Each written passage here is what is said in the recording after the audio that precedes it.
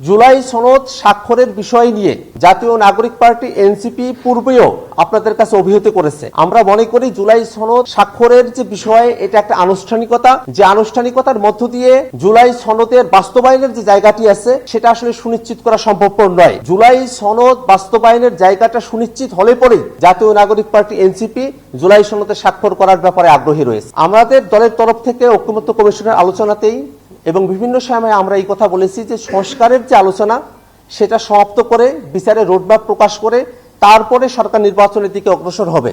সেই হিসেবে এখন রয়েছে সরকার পদ্মা সেতু, মেট্রো রেল এবং এলিভেটেড এক্সপ্রেসওয়ে নির্মাণের গর্বিত অংশীদার বসুন্ধরা সিমেন্ট। সময়ের মধ্যেই গণভোটের তারা প্রস্তুতি সম্পন্ন করতে পারে, কিন্তু তারও আগে সব থেকে গুরুত্বপূর্ণ বিষয় হচ্ছে যে আদেশ জারি করা হবে, সে আদেশের কন্টেন্ট কি হবে, টেক্সট কি হবে, তার কার্যকরিতার জায়গাগুলো কি হবে সেটা পরিষ্কার করা।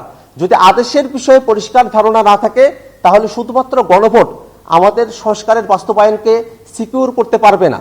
এই কারণে আমরা আদেশের বিষয়টাতে সরকারের তরফ থেকে পরিপূর্ণভাবে আশ্বস্ত হয়ে তারপরেই গণভোট এবং স্বাক্ষরের মতো বিষয়গুলোতে আমরা অগ্রসর হতে চাই।